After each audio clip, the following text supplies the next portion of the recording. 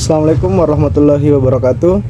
Nama saya Alif Alamsyah Perwiranegara dengan NIM 1053511103522 dari kelas BG 2B. Jadi video ini adalah tugas final saya yang diampu oleh Bapak Syafruddin SPD MPD yang berisikan dengan materi-materi ilmu sosial budaya dasar. Jadi untuk lebih lanjutnya, mari kita nonton video. Cekidot. Jadi perlu kita ketahui apa itu ISBD atau ilmu sosial budaya dasar. ISBD adalah suatu pengantar kepada berbagai ilmu pengetahuan yang mempunyai objek studi masyarakat dalam mempelajarinya, memungkinkan kita mengenal lebih jauh mengenai masyarakat secara keseluruhan yang meliputi manusia sebagai makhluk budaya dan manusia sebagai sosial. Lalu, apa saja yang kita pelajari di ilmu sosial budaya dasar? Jadi yang pertama itu kita mempelajari bagaimana manusia dan kebudayaan. Dalam sosiologi, manusia dan kebudayaan dinilai sebagai dui tunggal. Maksudnya adalah walaupun keduanya berbeda, tetapi keduanya merupakan satu kesatuan.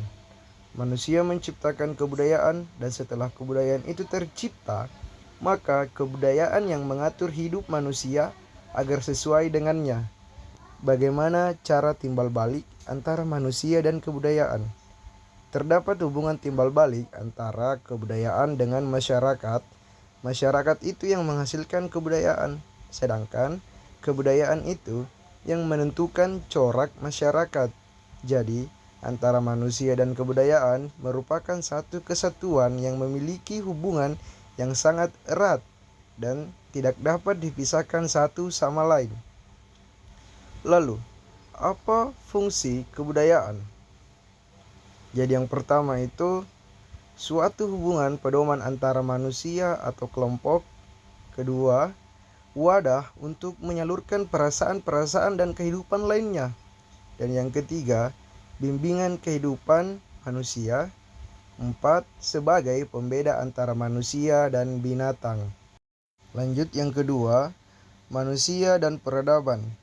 Manusia yang beradab sesuai dengan pengertian peradaban adalah manusia yang mempunyai sopan santun, berakhlak, serta berbudi pekerti.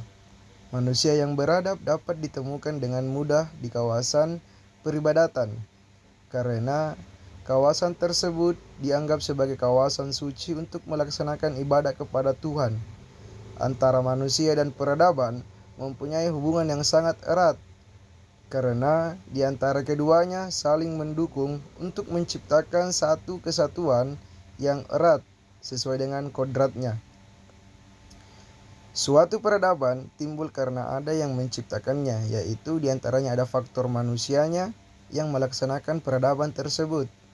Dan masyarakat dan kebudayaan tidak dapat dipisahkan karena masyarakat merupakan wadah dari kebudayaan itu tersebut.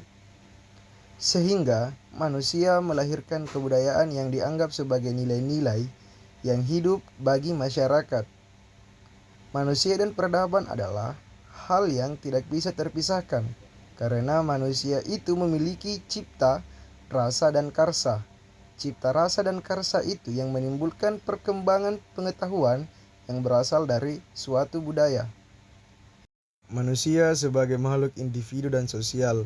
Manusia disebut sebagai makhluk individu dan makhluk sosial karena secara alamiah manusia memiliki keinginan dan kebutuhan akan dua hal tersebut, yang pada dasarnya manusia disebut sebagai makhluk sosial, yakni makhluk yang tidak dapat hidup sendiri. Dikatakan makhluk sosial karena manusia memiliki dorongan untuk saling berinteraksi dengan manusia lain.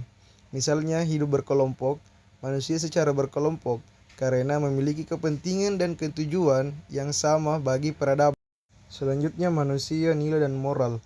Penjelasan dari definisi nilai dan moral di atas dapat disimpulkan bahwa nilai moral adalah nilai yang berkaitan dengan perbuatan baik dan buruk yang menjadi dasar kehidupan dan masyarakat, di mana istilah manusia merujuk ke manusia atau orang lainnya dalam tindakan yang memiliki nilai positif dan negatif. Beberapa contoh nilai moral yang umum adalah kejujuran, keadilan, toleransi, kebaikan hati, dan tanggung jawab. Selain itu, nilai moral juga sering dihubungkan dengan agama atau sistem keyakinan seseorang.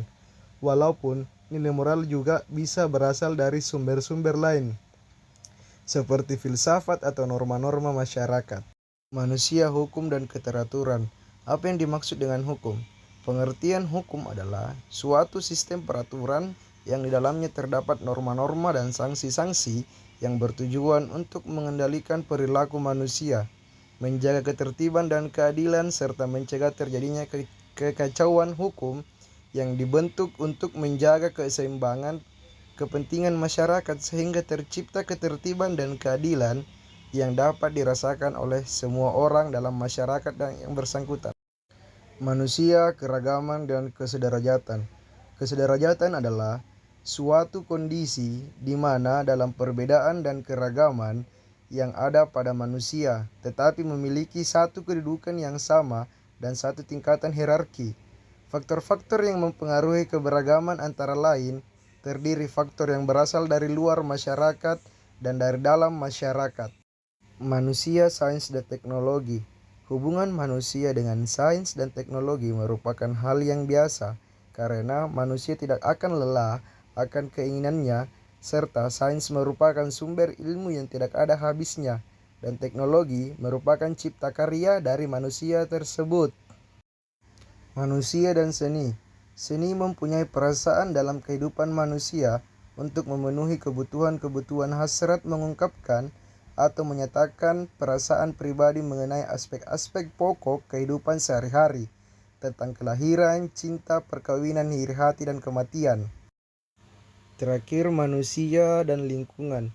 Lingkungan adalah suatu media di mana makhluk hidup tinggal serta penghidupannya dan memiliki karakter serta fungsi yang khas yang mana terkait secara timbal balik dengan keberadaan makhluk hidup yang menempatinya, terutama manusia yang memiliki perasaan lebih kompleks dan real.